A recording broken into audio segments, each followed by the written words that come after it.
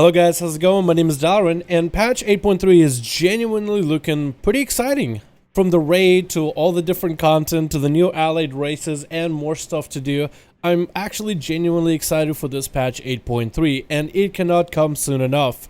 And while the PTR servers are down for maintenance, as Blizzard is most likely adding even more things and even fixing things, like potentially fixing the Volpera ratios, which have been very undertuned, and I cannot wait to log on when the servers are back up to check it all out.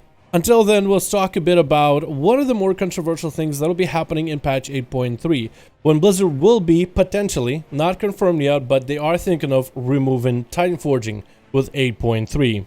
Titanforging has been around for the last two expansions, and I don't really remember people really caring about it as much back in Legion. Sure, it was annoying to see other people do, let's say, the same amount of content, the same amount of effort, and get simply better loot than you, but it was the first time around that we had a system like this in Legion, so a lot of people could forgive it. But when we had the system basically doubled down for BFA, a lot of people did not like it. Titanforging breaks a couple different rules. For example, it breaks a rule where the difficulty of content should determine the type of loot that you get. For example, most of us can agree that if you're someone who does mythic raiding, maybe some really high-end 20+ mythic plus dungeons, or you are a gladiator in the arena playing at, I don't know, 3000 CR, you should probably get the best loot. You're some of the best players the game has to offer, and because of the fact that you want to tackle challenging content, you should probably be rewarded with the loot equivalent to that challenge. So the gear in normal should be normal gear, and gear in heroic should be better than normal heroic gear, and mythic should be the tippity top. But Titanforging breaks that rule completely, allowing players that play, let's say, in LFR, as it would be the best example to use in this video, someone could do a dungeon in LFR with watered down mechanics, damage that is not as scary, with all the different difficulties turned all the way down, make it as easy as possible to allow people to have a raiding experience. You kill the boss in LFR, and if it normally drops 400 base gear, it could potentially Titanforge to a 450 and with a socket, and now all of a sudden you did the boss on the easiest difficulty, and now you've gotten the best trinket in the game. Titanforging also can create animosity between two players. For example, let's say you have a guild group that is doing some Mythic Plus dungeons. You guys are slamming these Mythic Plus dungeons back to back. Everybody's putting equal amount of effort. All three DPS are trying to pump to be the best damage dealers, to do the mechanics the cleanest, and everybody's having a lot of fun. Then you get done with a dungeon and everybody is opening up the chest, and everybody else gets base loot, but one guy gets a 440. That can create some animosity with everybody putting equal effort, but the loot and the way it is distributed because of this RNG feels a little bit unequal. But also you have those horror stories of people talking about how they've gotten into, let's say, a Mythic Plus dungeon, and there's the guy named Stabs in there, like a rogue or something, and he can barely keep up the DPS. Horror stories where, let's say, Stabs would be the kind of guy that even heals the boss. Like, Stabs could get outside of the dungeon, step out, and the dungeon progress wouldn't feel a difference. And let's say at the end of the dungeon run, you've been pumping, Stab's been lagging behind, and you open up your Mythic Plus chest. You get something decent, maybe something that's not that much of an upgrade, and Stabs ends up getting the mother of our loot, the highest Titanforge, double sockets, extra fries on the side with Diet Coke, or with a ring or a trinket or anything amazing. I remember so many people on the forums raging at very similar scenarios, and this is why people hate Titanforging. There is a little bit of a positive side with Titanforging, however. Let's say you're, what's the nicest way to put it? Let's say you're not the most cutting of edge of players that plays World of Warcraft. Maybe Mythic Pluses for you are difficult, maybe a heroic raid is too challenging, maybe it's just not even your cup of tea, you don't even care about pushing your character, you just want to have fun with the game, just enjoy it. We played the game for gear upgrades. Titanforging allows you to do some basic content like get some world quests done, or run a heroic dungeon, or maybe do some islands, or really whatever it may be, get some LFRs done, and it gives you an opportunity to get a piece of gear upgrade. Suddenly, when you're doing your LFR or getting your world quest and you get a massive Titanforge for a piece of loot, man, do you get excited? Do you have that dopamine rush? Does it feel great to get a piece of upgrade? And you did it without having to step a foot inside of any difficult content.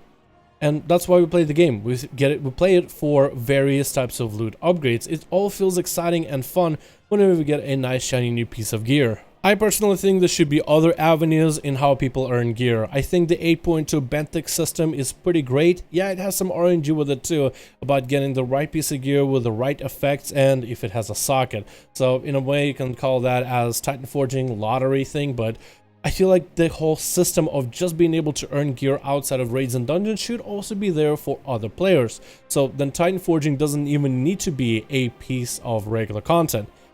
So Blizzard stated in their preview for patch 8.3 that they actually kind of want to try, and this is not a confirmed 100% guarantee this is going to happen, but they want to try to see if they can do a different take on Titan Forges.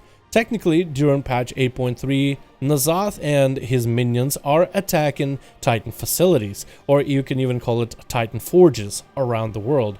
So what if they were to find a way to replace the Titan forging system, but make it more corrupt or interesting in nature? They didn't go into details or specifics on what this new forging, we can even call it void forging, since you know the old gods, void gods, or old god forging, whatever you want to put it. How would this void forging system work? They talked about how they don't want to have the massive Titan forging, I guess, increase of gear, but it still wants to give you a fun twist, maybe even a corrupted element on a piece of loot. And I feel like there's so many ways to make a piece of gear more fun without really making it a massive damage increase by giving it some extra effect or doing something very, very different with it. For example, Blizzard has these corrupted rings that you will be able to use inside of the brand new raid. Now these corrupted rings can actually be tested on PTR whenever the servers are back up. Every one of those rings has base stats, and it also has a special effect, 2% more damage and healing, but all of them come at a cost. The cost and the negative effect of all those rings is different depending on the ring. Some rings will make you taunt enemies to you whenever you drop below a certain amount of health. Then there's rings where if you get healed and you're fully healthy, you actually get to experience some necrotic of your health. You will actually have a certain portion of your next heals absorbed, so healing needs to be very careful with you. There's even one where once you score a killing blow on anything, you revel in violence and get rooted for 6 seconds. I think that would be really cool to be, let's say, Fury Warrior, go in big berserk mode, obliterate a group of enemies, and just stand there with your weapons drawn, cackling at the bodies that lay on the floor. I feel like that would be kind of thematically good. But we also have the gear from Crucible of Storm's raid. The gear there could be a bit of a look on how Blizzard is thinking to void forge the pieces of loot. For example, a lot of the gear in Crucible of Storms only comes with one secondary stat, but then let's say another secondary bonus. For example, the leather boots for rogues, which I used for the longest time, they give you a little bit of versatility, and every auto attack allow you to generate extra crit from those boots. Taking any form of damage removes all that crit, and you have to restack it up. So this allows a player who is quick on their feet that can stay out of any AoE damage and abilities to maintain that crit bonus for a long while somebody who stands in fire all the time is gonna lose that crit bonus indefinitely. Or maybe even like the pants, for example, that do a little bit of nature damage from time to time at a low proc, or can even heal you, but they come only with one extra secondary stat. So it'll be a piece of gear with an extra effect, and then you gotta try to see if that effect is worth offsetting.